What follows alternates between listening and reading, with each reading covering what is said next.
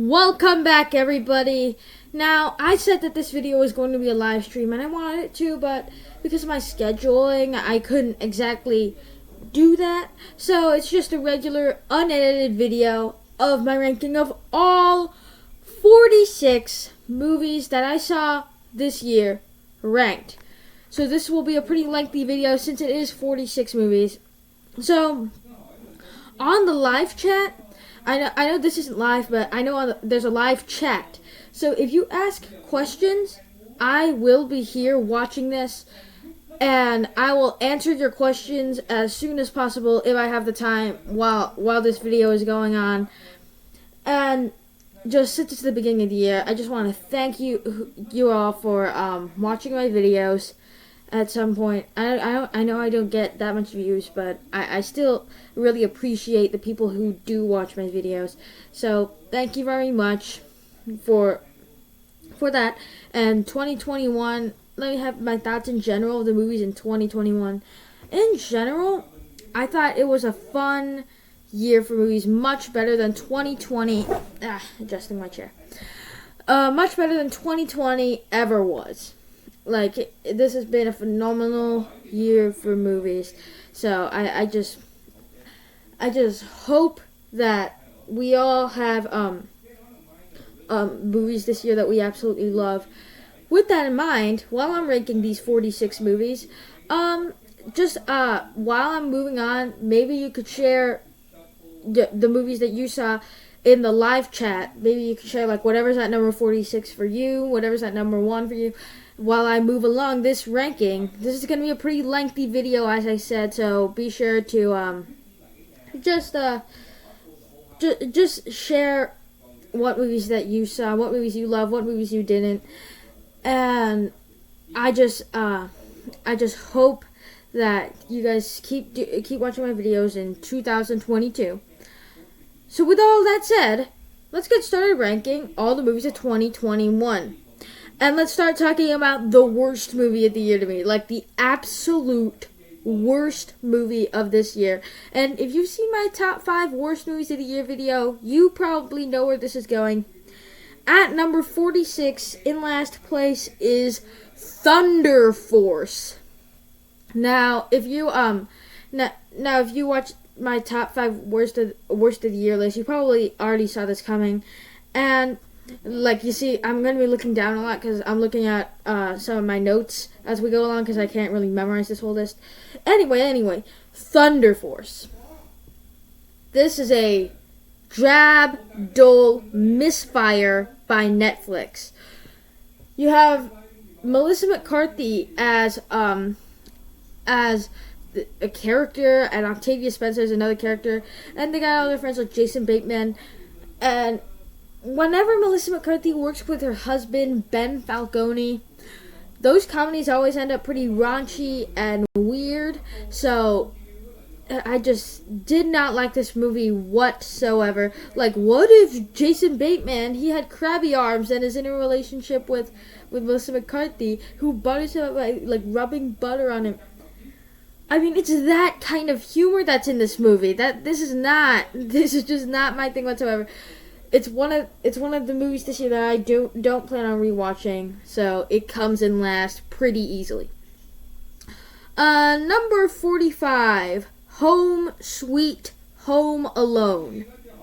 Now, again, you probably saw this coming, but I think that this is a movie that shouldn't have existed. Part of the reason why is because Fox is Home Alone, so Disney acquired the rights to the Home Alone franchise, thus they could make another Home Alone movie. But what we actually got was not good at all.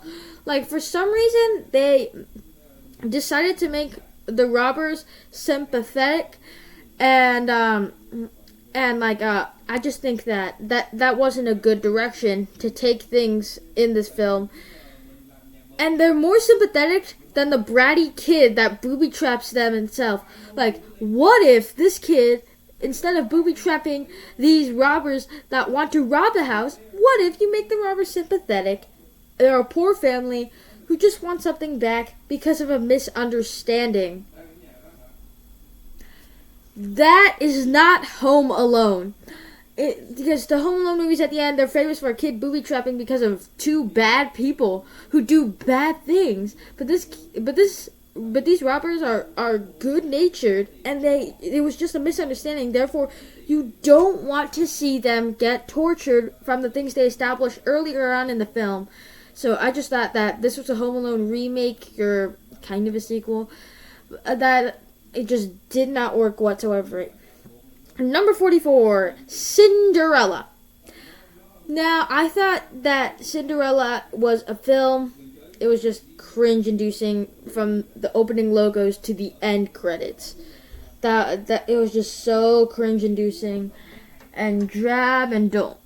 And part of that is because they cast Camila Cabello in the lead role, and she's not a great actor or a good actor or a decent actor.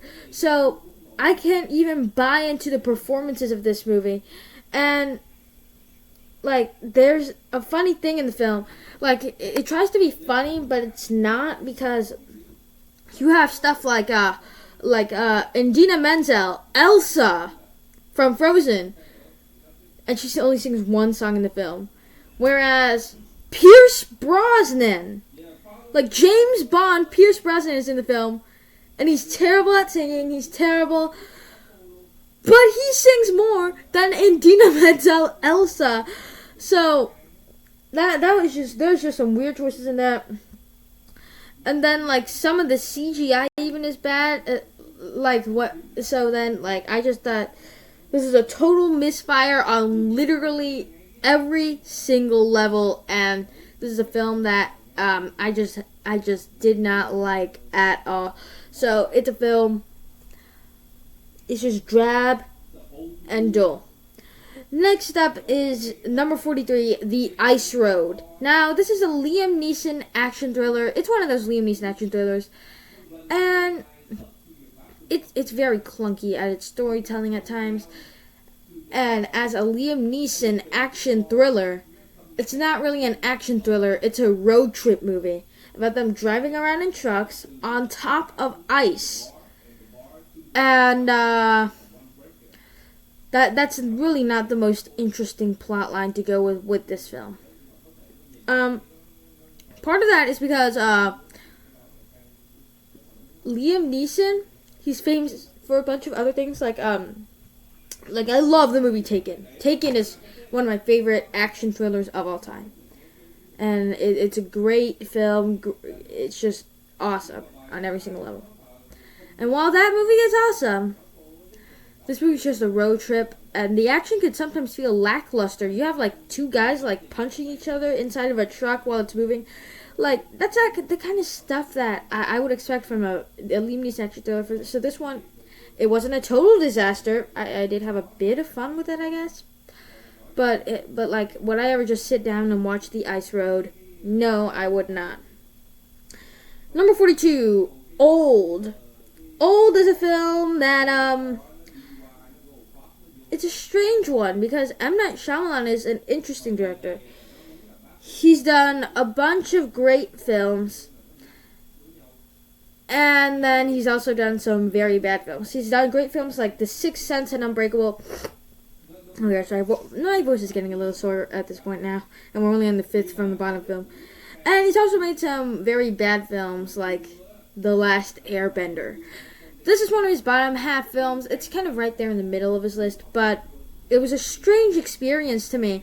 And what's even stranger was that after the movie, like, I felt a bit dizzy when I was walking out of the theater. I think it's because of the way it plays out and everything. And like, it was just, maybe my eyes were a bit sensitive, but like, for some reason I felt a bit dizzy after watching this film. Anyway, back to Old. It's a film that I thought was, I guess, it was an interesting concept, with people being stuck on the beach and have to get out, and they're aging rapidly. That's the basic plot of this film. So you have that premise, but then like, M. Night Shyamalan always has a twist at the end. That's what he always is famous for. And that's not really what happens in the film. The twist is, they're actually experimenting on medical issues, and then like that just wasn't the right direction to take things. And the film includes a plot line where 2 6-year-olds hook up on a beach, and that's just that's in this movie. I can't really. So because this film had a bunch of potential, it had an interesting premise directed by M. Night Shyamalan. This film it was a pretty big disappointment to me. And next up, number 41 is a film I saw a while ago, the SpongeBob movie Sponge on the Run. Now, this is a film that I thought it was weird that it was 3D animated, because SpongeBob is known for being 2D hand-drawn animation, and so it was weird to me that it was 3D animated film. And so you also have a bunch of weird stuff in the film that I just can't take seriously. Especially you have Keanu Reeves as a piece of hay. That just didn't work. That just didn't work at all for me. And it feels like a 3D SpongeBob episode, rather so than a movie. It would have translated better into an episode. And they actually had an episode of Gary being lost and he has to find him. An episode like that actually exists. So this was a film that it seemed pretty pointless when I watched it.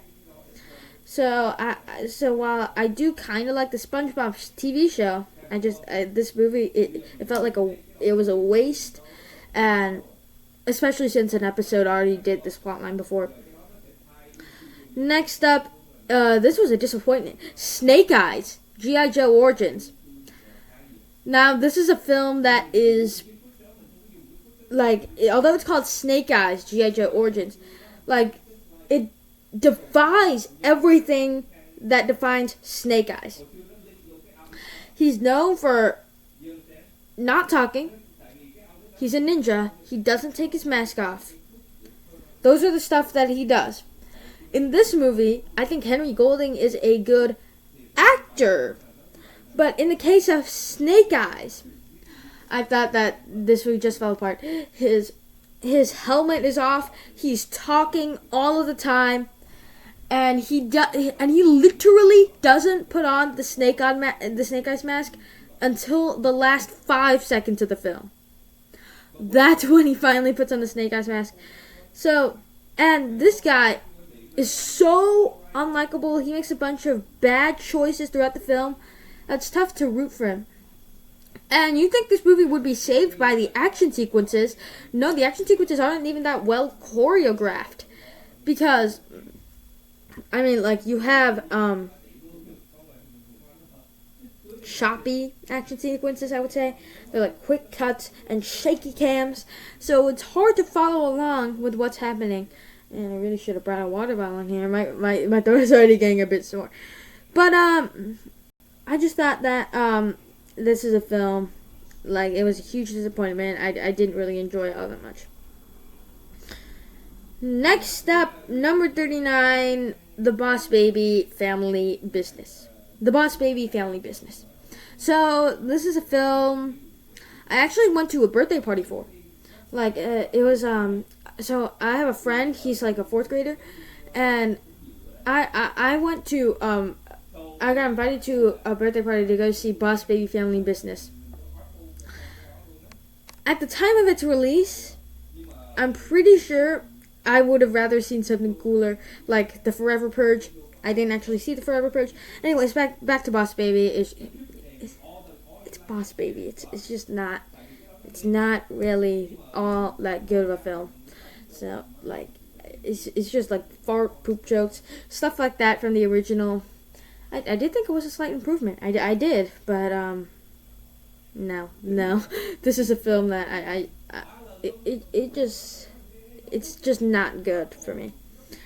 It's just absolutely not my thing. I'm sure the kids at the birthday party really enjoyed it though. Next up, number 38, among those same lines, Wish Dragon. This is a Netflix film, a Netflix animated movie, and like then again, it's just simply not my thing. I mean, it's weird because it's basically just Aladdin. Like do me a favor, go watch the trailer, and you'll say, I like this.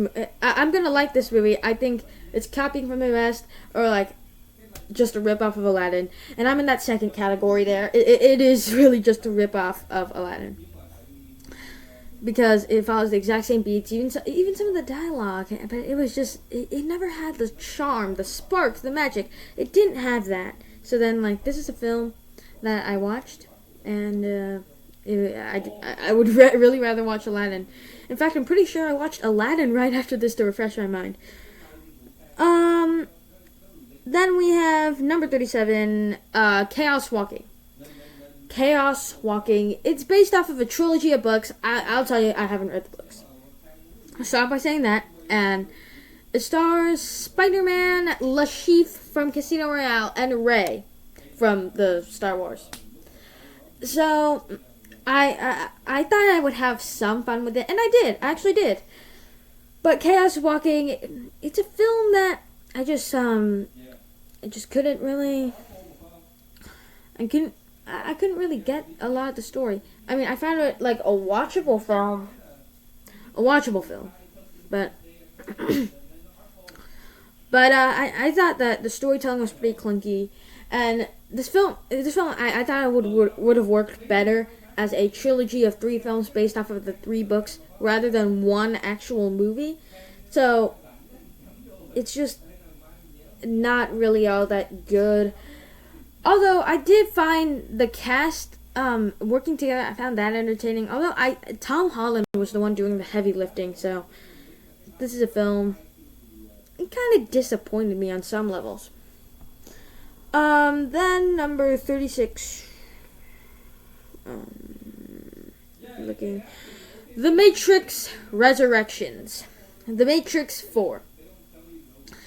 So, I'll start off by saying that I am a huge fan of The Matrix 1999, the original Matrix.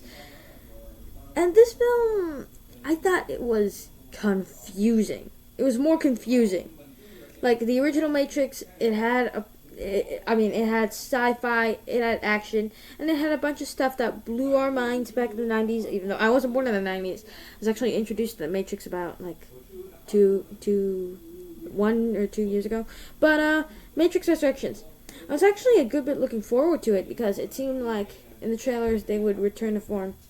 It was just another one of these Matrix sequels that did not work. Especially like Neo, since he's aged. Like, I thought him fighting like Matrix style, I thought that didn't really work all that much. So this is a film that it was unnecessarily confusing. Even during Christmas, one of my relatives was watching it, and they were confused throughout the entire film. So I just thought, this is a film that it's tough for me to place because I have no idea what was happening throughout the film, and it took for the first hour, and then it took me a while to catch up. And I did, but it still was just unnecessarily confusing to me.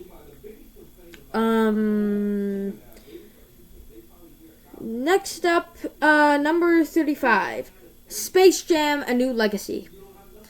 Space Jam: A New Legacy. This is a film that little kids will love, but I'm not sure if people like my age in 7th grade will. I think that Space Jam has a very target audience for 7 to 10-year-olds. Something like that is where Space Jam was. But I just thought it was just another rehash of of the first film. Like, basically just the same old thing where a basketball star plays basketball with Bugs Bunny, except this one's in 3D animation. The thing about this film was that it felt like just an advertisement for HBO Max. Because, there's a point in time where LeBron James takes his son to go to Warner Bros. Studios, and they advertise this new technology. It's just basically an advertisement for HBO Max. So, I just thought that this is a film that I guess it was a bit of fun, but then, I I just didn't understand why Space Jam needed a sequel. And there's a bunch of product placement in the film that I didn't understand why it needed to be there. Like, look, it's King Kong. Look, it's Batman 66. Like, come on. And it's just like, look, it's Joker. Like, I just don't really enjoy this film. Next up, number 34, is the first movie I saw this year. Tom and Jerry. Tom and Jerry. Now, like, back then, this was my very first video. If you go to my YouTube channel right now and select date added oldest on sort by in the video section, Tom and Jerry movie review was my first video. Like, before I even knew how to edit my videos. Actually, this video was unedited, but then that's just simply, it's just because it's going to be a lengthy video. Anyways, I know how to edit my videos now, just saying. So, Tom and Jerry, I initially did give it a positive review back then. But then as time passed, I'm just like, come on. Like, I had some criticisms about the film back then, but then, like, it grew, the criticisms grew more on me once time passed. A part of that is because the big appeal of Tom and Jerry is Tom and Jerry. And this film seems to focus more on Chloe Grace Moretz more than actual Tom and Jerry. So I just didn't think that this was a good film.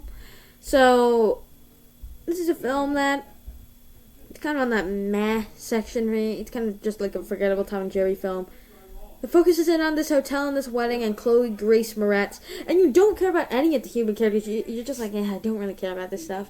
So, this is a film that, it's just like kind of a forgettable film. Next one on the list, this one will be a bit controversial, I bet. So, for some people, this is going to be controversial. Number 33, Eternals. Eternals. This is the MCU movie that came out just a couple months ago. And I am not really a big fan of this film. Like, I don't think Chloe Zhao, the director, is on my wavelength. I have not seen Nomadland, but I know that I think that it's just, this movie was just not good. A big part of that was because I'm baffled as to why you did a Getting the Team Back Together film with 10 new characters that we need to be introduced to. Like, this would be a film for, like, the Avengers, because we all know all those characters. With this film, I wasn't sure about the Getting the Team Back Together plot line. And if you are a big fan of Eternals, you might say that it is a character study of broken heroes. And in a sense, that makes sense, but I just thought there was way too many characters, way too many plot lines. And the twist at the end where Icarus is the villain, it just didn't make all that much sense to me. And I wish I could like this movie. And I bet some of you will complain that it's very low on my MCU list. I just wasn't a big fan of this film. So, that was Eternals. Next up, number 32, right? Number 32 is Diary of a Wimpy Kid. Diary of a Wimpy Kid, 2021. This is a film that I was fine with. I gave it like a 7 out of 10. But I just thought that Diary of a Wimpy Kid, just kind of a forgettable animated film. Of all the Diary of a Wimpy Kid films, I thought this was easily the most faithful of the bunch because of its animation. Simply because of the animation. Because I like that we're getting an animated Diary of a Wimpy Kid film based off of our animation. I even have a collection of Diary of a Wimpy Kid films back here. So, when it comes to this film, I just thought it was not the brightest. I could say that. Because I thought that it was a little too short of a film. I thought it had a nice fast pace, but it was a bit too fast for me. I think they did a bit too much. trimming in the mix, because if this movie was like an hour and a half, maybe it would have been a bit higher on this list. But right now, I just wish I could like it more than I actually did. Like, I wanted this to be my favorite of the Diary of a Wimpy Kid movies. But that's not really what happened here. Anyways.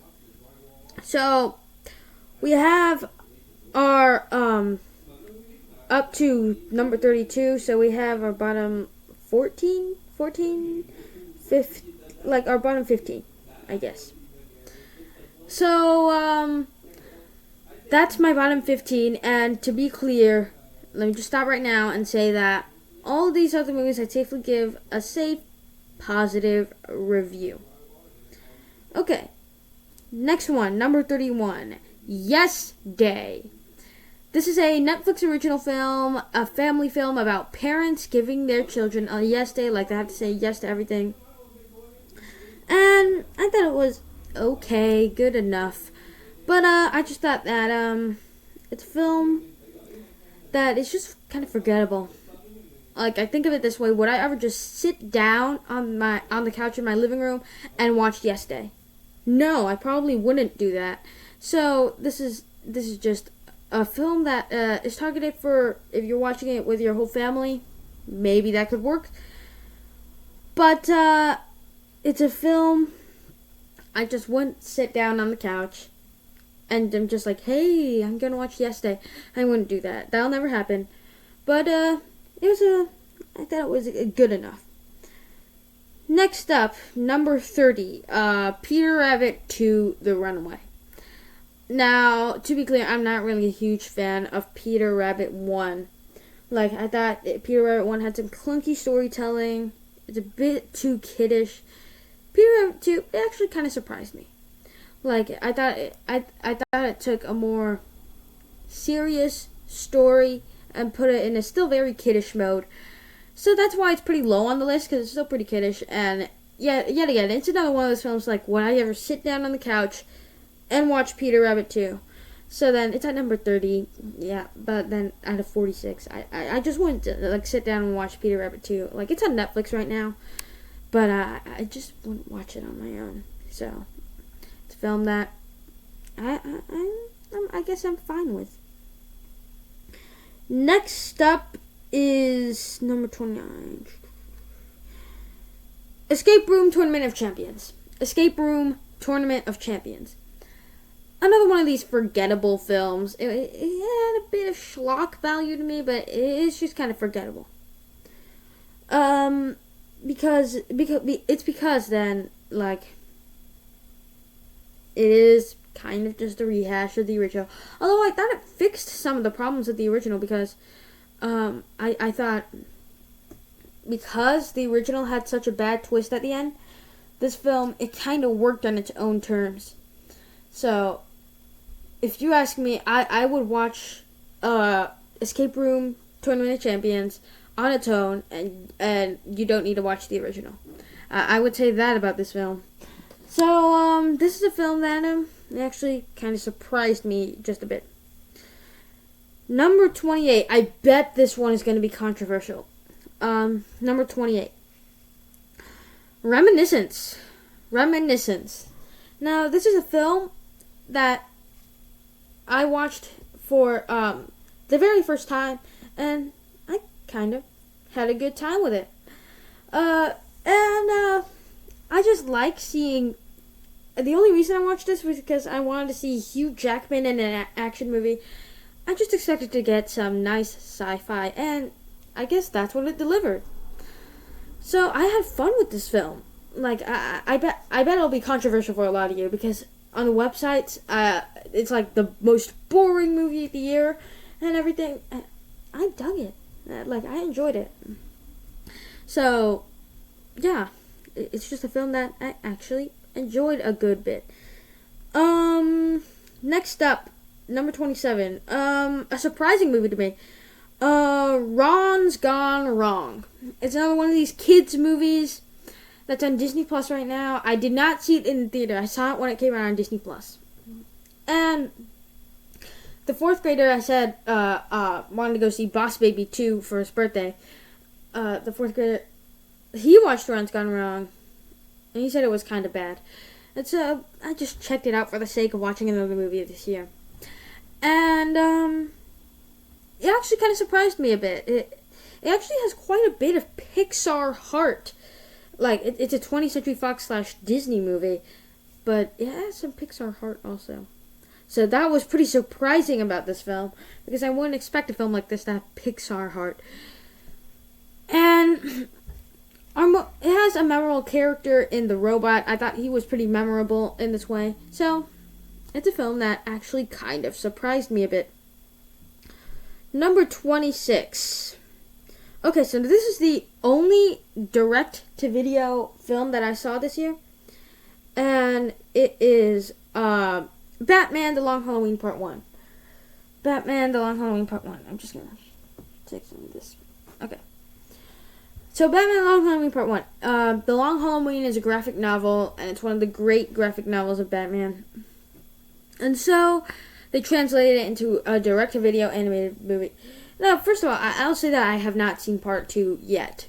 I've been planning on doing that for a while. I was just a lot more busy with other stuff, so I'll watch Part 2 sometime. But as of now, I've only seen Batman The Long Halloween Part 1. Anyway, this is just a great mystery, and just like it has a bunch of intrigue about who the killer actually is. And oh, by the way, but before I keep talking, I just want to say that down below in the comment section, down below in the description, in the description, I have a list of all the movies that I saw this year in the description. You probably have already found out by now, but there's a whole bunch of movies down there in the description. They're all the movies I saw this year. It's just a random list. Anyways, so back to where was I? Batman Long Halloween Part 1. So it was just so clever, and I thought it translated the Long Halloween graphic novel very well into live action. That's what I thought the film did very well. So, number 25, F9. Number 25 is F9. This is a film that is unbelievably crazy. It's an unbelievably crazy film. And so I just thought I had a lot of fun with it. And I really enjoyed it as well. Ever since Fast 5, this franchise has been going bigger and louder and better with the course of its time. And, geez, my throat is going crazy right now. Okay, it's been going bigger and better with its time. But this is a film that it just has a bunch of schlock value entertainment, because ever since Fast 5, they've been doing these spy thriller movies where they're on the run from the FBI, do crazy things, and in this film, they like throw like a truck onto a plane, and then they make a truck like fly, and there's space cars flying into space. Like, it goes crazier with this film. And that's my one criticism of the film, actually.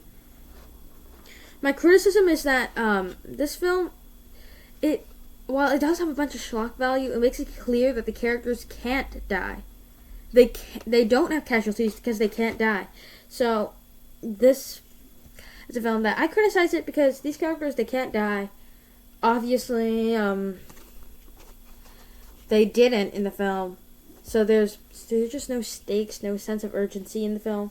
To me, at least. If you think it's too dumb, I'm not going to argue with you because it is a dumb movie.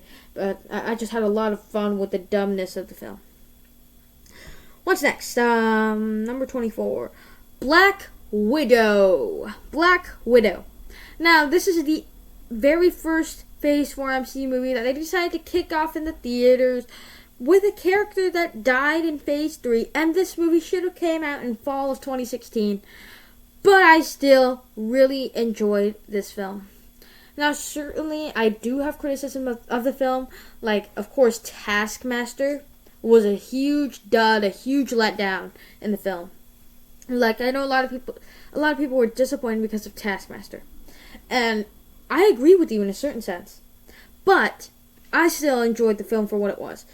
I loved Florence Pugh as Yelena.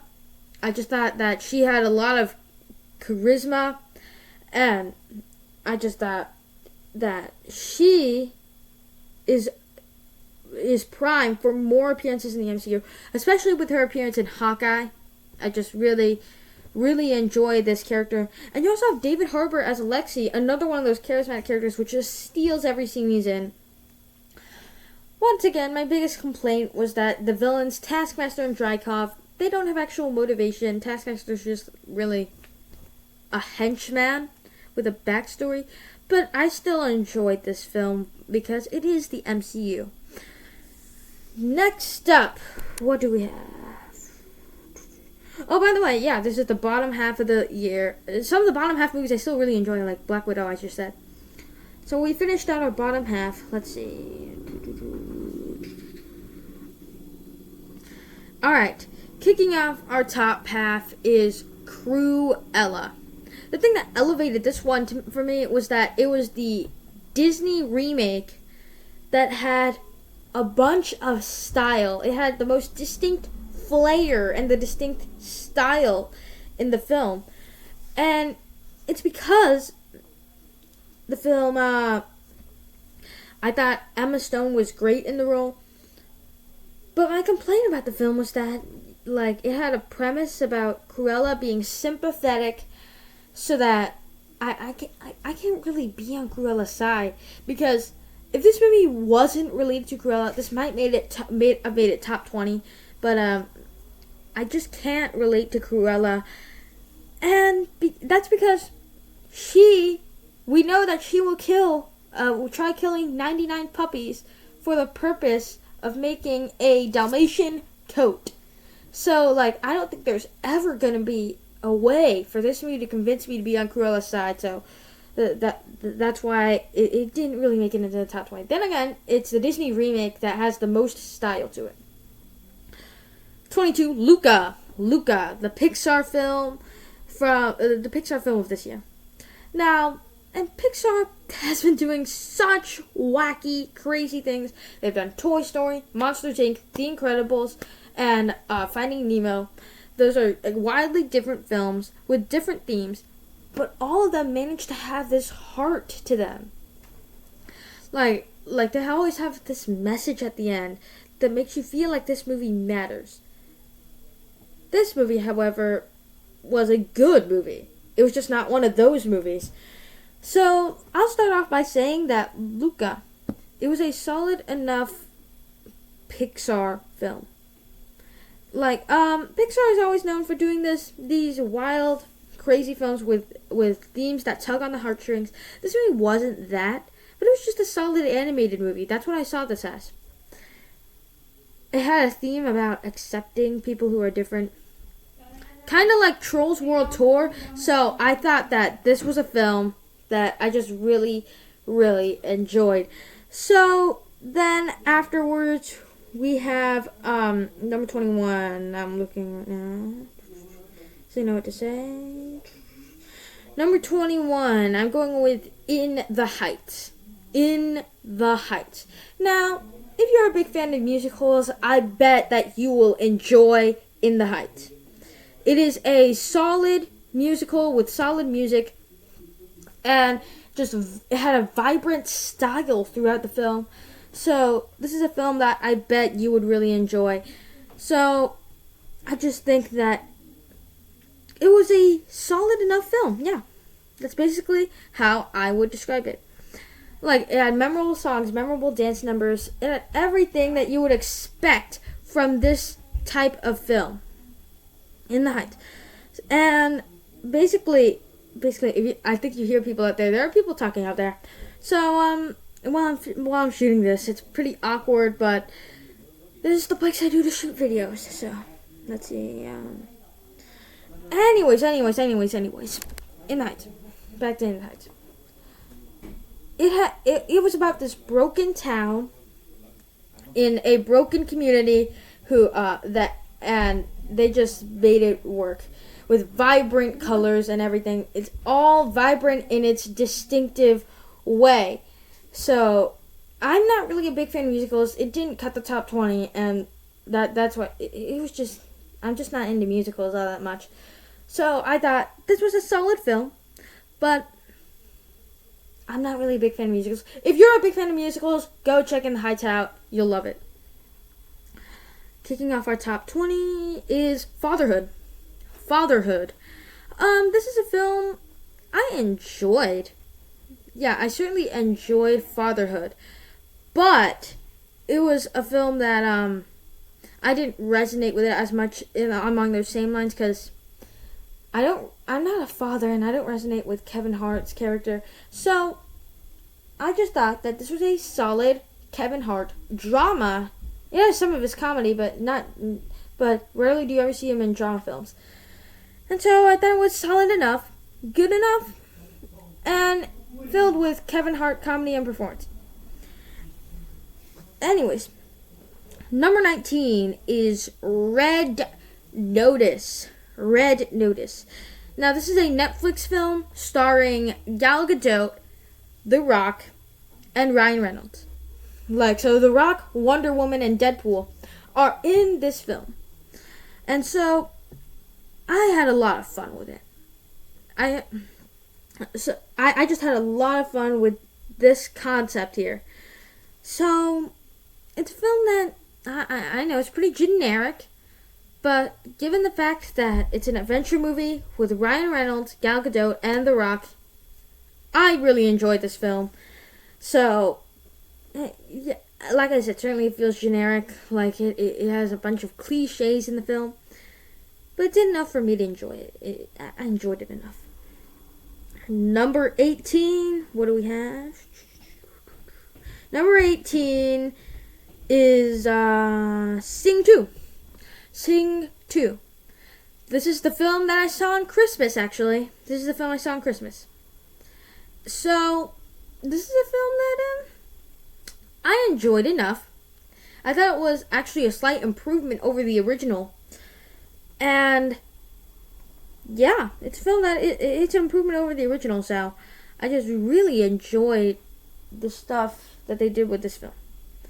Because,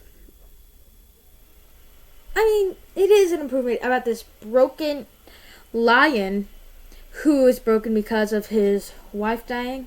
Sorry, I'm not used to talking this long, so I'm a bit tired right now, but it's about this broken character, and I thought they gave him a huge character arc.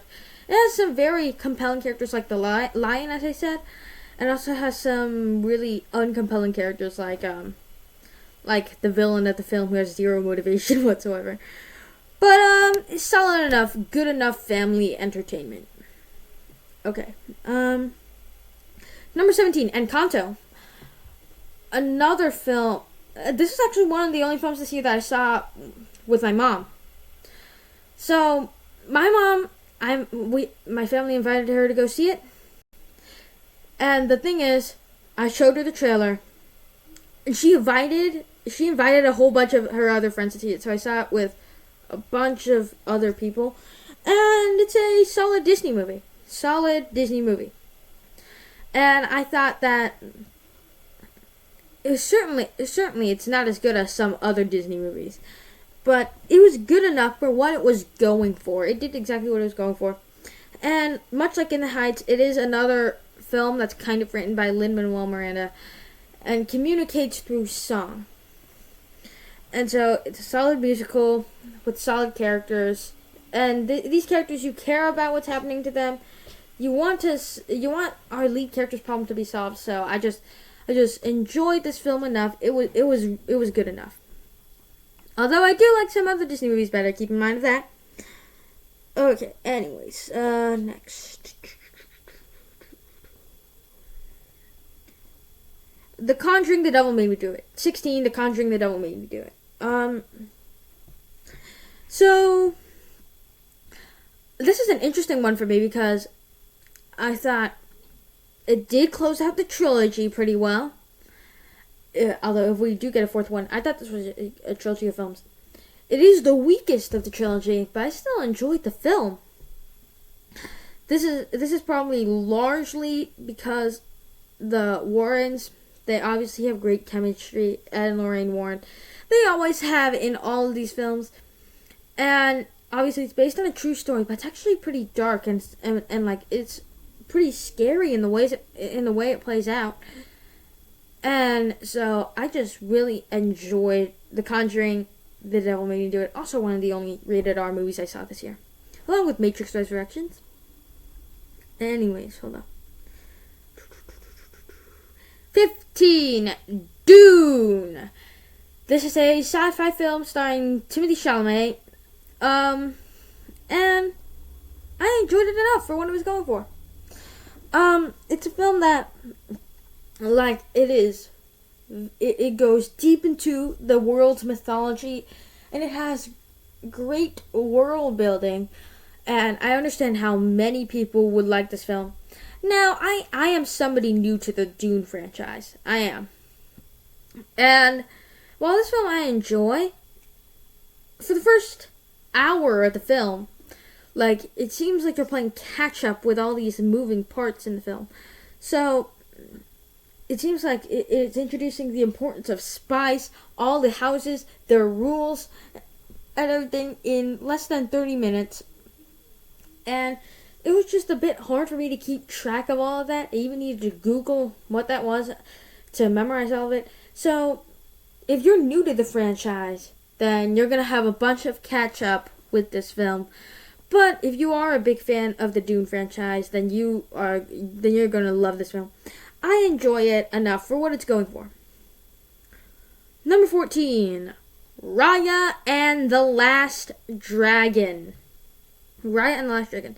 So this is my mom's favorite movie of all time, surprisingly. This is just a solid animated movie to me. It had solid characters, and it was just good enough to me. Like I said, Encanto, obviously not as good as this film. But this film, it touched on some themes about trusting others. So I just thought that this film had a bit of Pixar in it. And it had characters that were charismatic and memorable. They each have their own distinctive personality, and they each do their own things to stop this threat that is dangerous to everybody, enemy or not. So I just thought that this was a solid Disney movie, solid characters. It was solid enough. Number 13, we got Shang-Chi and the Legend of the Ten Rings. Shang-Chi and the Legend of the Ten Rings. So this is a film that I thought that it was a good movie. It was just a good movie. I actually rewatched this movie yesterday, and I thought that it was a film that had a great sense of humor, although it could feel a bit forced with the humor at times. But I respected it for what it was going for. It was a good, solid film in the MCU. Now, certainly it doesn't feel like it is in the MCU, but this film is certainly elevated by Wen Wu, one of the greatest villains we've had in the MCU. And I just thought that this was a great, solid MCU movie. I know the final battle has a bunch of bad CGI in it, but I still really enjoyed the action in this film. Especially the bus fight scene. I criticized the CGI in that scene, but it was vibrant, action-packed, and I liked that it was doing like a one-shot. Very well done. Except for the CGI. That part was pretty bad. So, I really enjoyed this film. By the way, I have a nostalgia for this Funko Pop. There's this one time I went to Disneyland, and that's where I got this guy. So this is a kind of a souvenir from Disneyland. So I got the Shang-Chi Funko Pop from there. I mean, they have it at the store, like, right across the street from my house. But then, like, I just really... this was a Funko Pop that was a souvenir from Disneyland. Anyways, number 12, Jungle Cruise. I thought that this was a great film with vibrant characters. The best part about this movie was the chemistry between Emily Blunt and Dwayne Johnson. Their chemistry, that was the best thing about this film. So, this is a film that, like, yet again, I still enjoy this film. Although, yet again, the humor is very funny. It can feel forced, much like Shang-Chi. But I like Jesse Plemons as the villain. All the characters are very vibrant. It's told than Indiana Jones, Raiders of the Lost Ark, The Mummy, and Romancing in the Stone-esque template for a film. And I thought that was the good thing about it. It was stealing from the best. And I just really enjoyed this film. A solid comedy Disney film. 11. Venom, Let There Be Carnage. Before we move on to my top 10, we got Venom, Let There Be Carnage. So, I enjoyed this film more than a lot of people. Like, I just didn't really have much problems with it. Obviously, Eddie and Venom are together from the beginning, and they have a bunch of funny things happening from the beginning to the end of the film. So, it is a huge improvement over the original Venom. So, I just thought that was a great kickoff to the film. Obviously, Woody Harrelson as Cletus Cassidy or Carnage Woody Harrelson, he's just great at playing in these roles, playing ruthless maniacs. So I really enjoyed that part about the film as well. So, although a lot of people don't really enjoy this film, I still really enjoy it. Okay, next up, kicking off our top 10. These are my favorite movies of the year. And it's going to lead into my top 5. I did a top 5 movies of the year list a couple of days ago. And you probably know where my top 5 is going. But kicking off our top 10 is No Time to Die. No Time to Die. No Time to Die. Now, this is a film that I just really enjoy the film because it was just a great James Bond movie.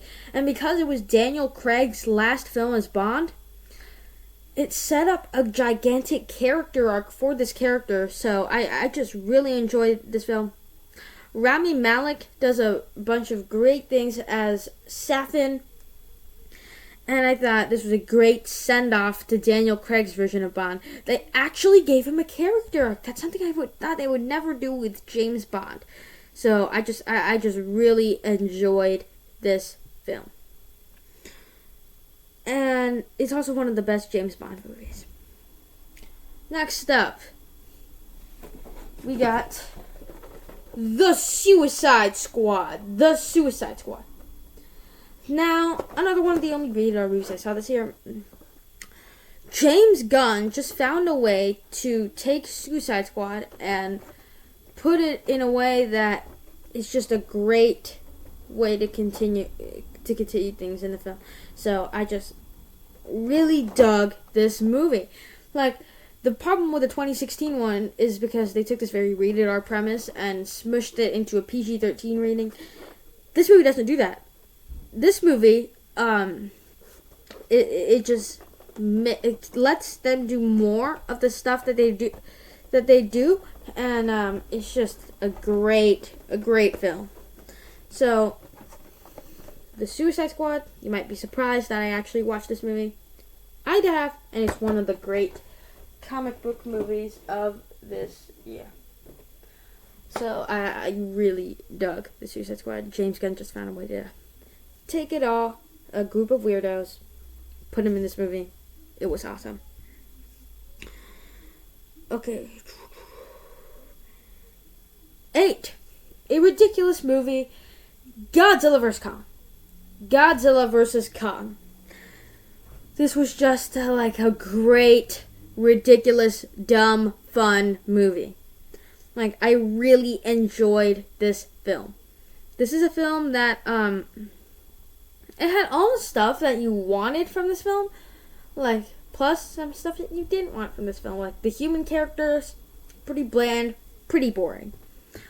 But, as you see, you want Kong punching him in the face, and Godzilla barfing nuclear stuff on Kong, and that's what you get in this film. You get to the final showdown between Mechagodzilla and the two of them, and it's just awesome.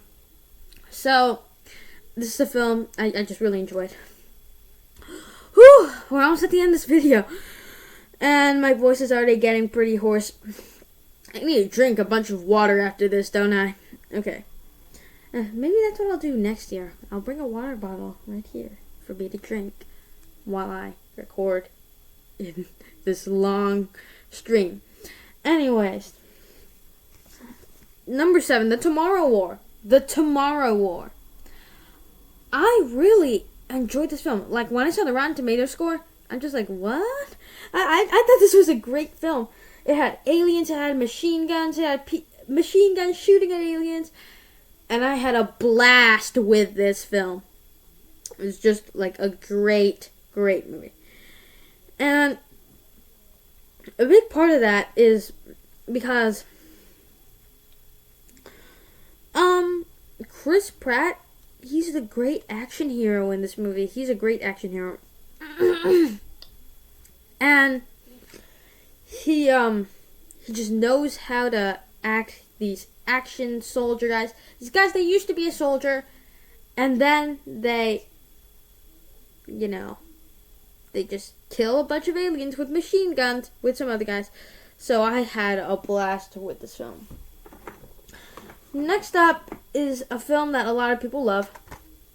Free Guy. Number 6, Free Guy. So I just really enjoy this film.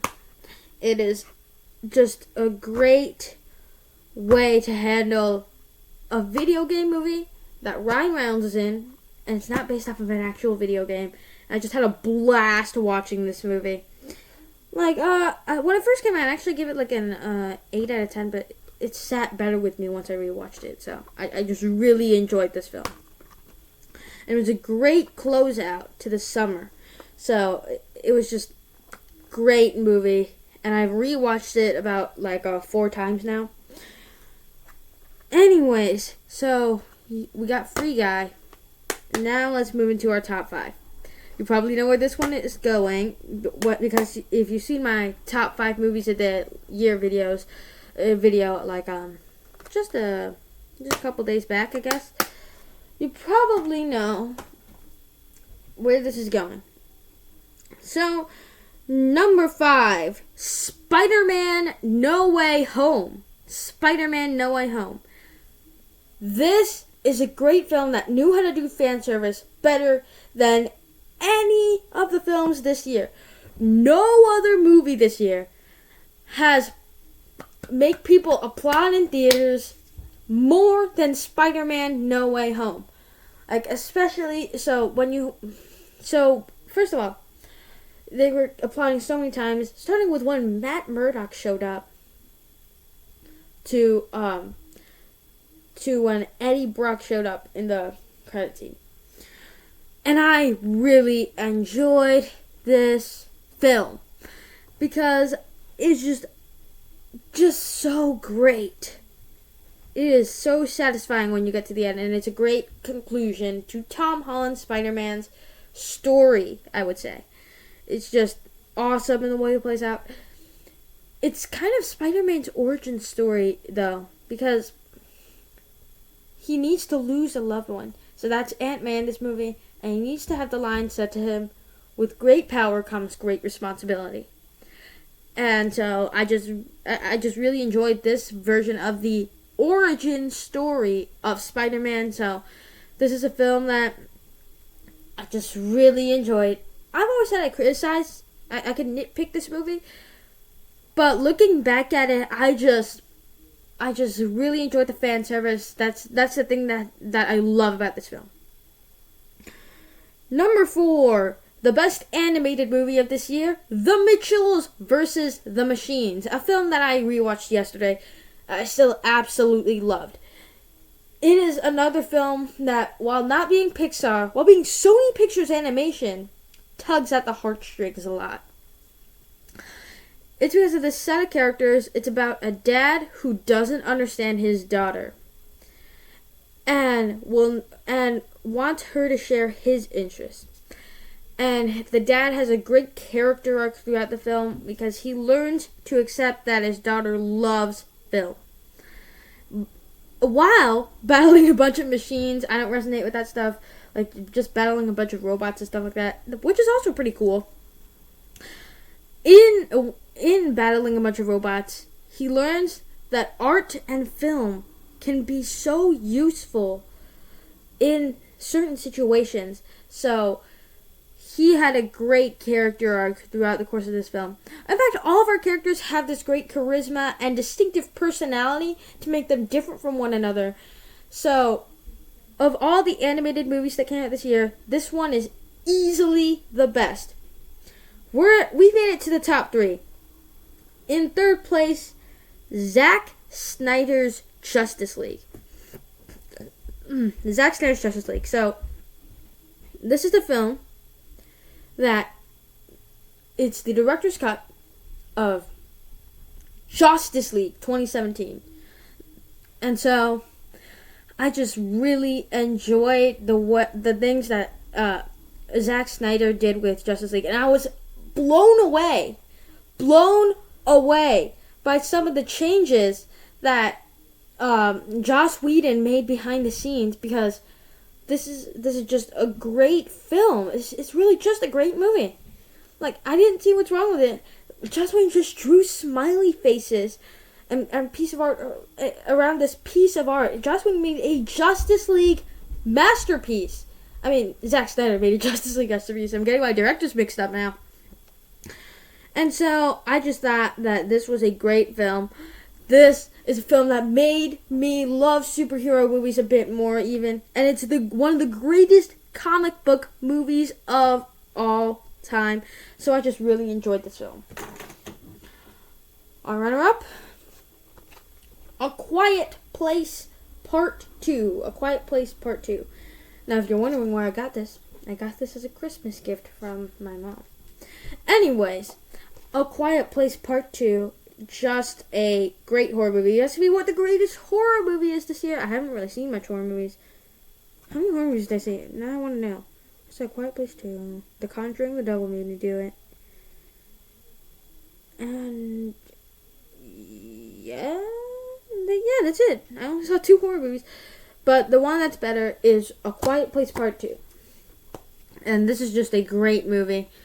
Great. It's just very good, very good. Because, obviously, the cast, you have Emily Blunt as the mom, but also the huge standouts for me, the huge things that elevate this film are the new characters, especially Cillian Murphy as the friend of theirs. And he is just a great character inside of this film. So, I just really enjoy this film and appreciate it for what it was. I started getting skeptical when they split up into 2 different groups, but I instantly turned around because they found a way to keep building tension in 2 different places on Earth. And I thought this movie was a real achievement, so it makes it onto this list. But in first place, my favorite movie out of 46 of these films, I've been shooting for an hour now. In first place, what is my favorite movie of the year? My favorite movie of the year, I'm going with Ghostbusters Afterlife. Now Ghostbusters Afterlife is a film that I instantly loved. I expected it to be not as good as the original Ghostbusters, but it was almost just as good. A big part of that is because you have these huge, big new characters. When the trailers first dropped, I was still excited for the film, but I was pretty skeptical about whether they could make these kids work in the Ghostbuster mythology. And I was so glad to be wrong.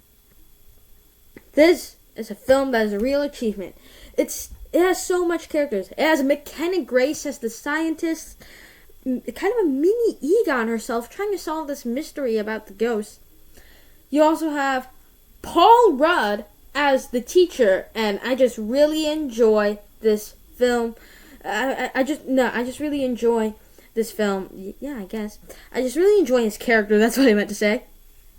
because he could be funny, he could be fun, and a huge fan of he could be a huge fan of Ghostbusters. So I'm just a really big fan of his character. You also have Finn Wolfhard as McKenna Grace's character's brother, and I really enjoy him also. So this is a film that I just really, really, really enjoy because of its characters, and it had fan service at the end. That's the best thing I had to say. It had fan service where all of the original Ghostbusters, including Egon Spangler, who died at the beginning of this movie, they just team up to fight this. You even have even the ending is a bit reminiscent of the original Ghostbusters, but it never feels like it's a rehash. It just feels like a reimagining of the ending without feeling like a rehash. So this, to me, was a great film. I can't wait for it to come out on Blu-ray to get it. And this was a film that was just awesome on every single level. And it's just, I really, really dug this film. Therefore, it is my favorite movie of 2021. Woo! As of the second right now, I've been shooting for an hour, 5 minutes, and 58 seconds. That's how much I've been shooting. And I'm throwing this a bit hoarse right now, but thank you so much for staying to watch this video. If you made it to the end, just thank you so much for watching this video. Like, if you asked questions, maybe I've answered them by now. And I just think that you really appreciate it if you finished this video after like over an hour of filming this. My throat is hoarse right now. So anyways, thank you so much because I love movies and because you like to watch my videos, because you like movies. I just really appreciate all of it. And I've been shooting for an hour now. So, this was my 2021 video. This was all 46 movies I saw in 2021, ranked. And Ghostbusters is my favorite movie of the year. And I don't even know what to say anymore. But thank you so much for watching until the end. And I really appreciate you guys for watching my videos. Thank you so much for watching. And I will see you guys in the next one. Bye.